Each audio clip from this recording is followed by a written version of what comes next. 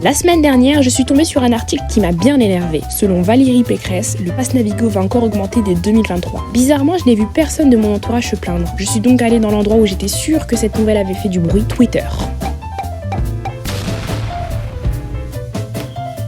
Les raisons de cette hausse? L'inflation. À cause du Covid et de la guerre en Ukraine, le prix de l'énergie a triplé et cela a créé un trou de plus de 750 millions d'euros dans les comptes des transports franciliens. Suite à cette hausse, deux solutions sont envisagées. 1. Récupérer les plus-values perçues par la SNCF et la RATP cette année. 2. Augmenter le prix du pass Navigo de 75 à 100 euros. Pour la majorité des gens, ce sera une catastrophe. Mais avant de vous parler des conséquences, j'aimerais vous parler d'une chose qui me choque encore plus. Le prix augmente, mais la qualité du service ne suit pas, wesh.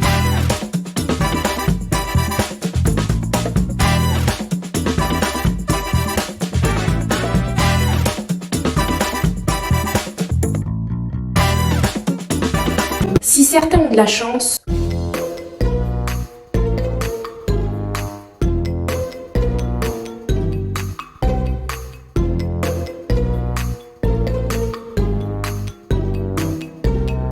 d'autres comme moi souffrent. Donc qu'est-ce qu'on fait? On arrête d'utiliser le pass Navigo pour prendre des tickets? Pour aller de la banlieue à Paris? Un ticket coûte 3,65 €. Si on prend un ticket aller, il faut bien évidemment prendre un ticket retour, ce qui fait 7,30 €. Si on part du principe qu'on prend les transports uniquement pour aller au travail, ça fait 36,50 € la semaine, qui revient à 146 € par mois. On se déplace en voiture?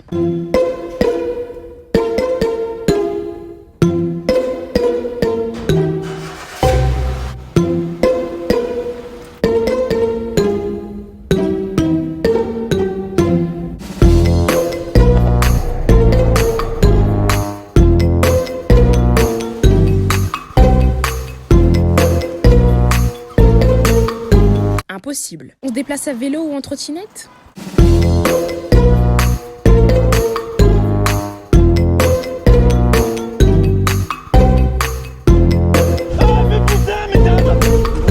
Il y a une boîte vélo là-bas. Qu'est-ce que tu fous ici?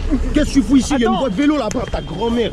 Dégage là-bas. Mais pourquoi tu me frappes là? MDR, non merci. On se déplace à pied?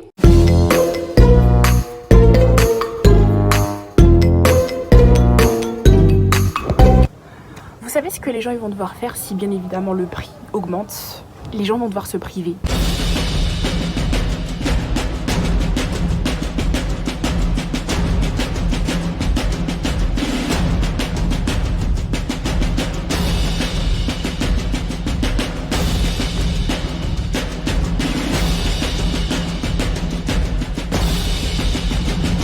Comme s'ils se privaient pas assez.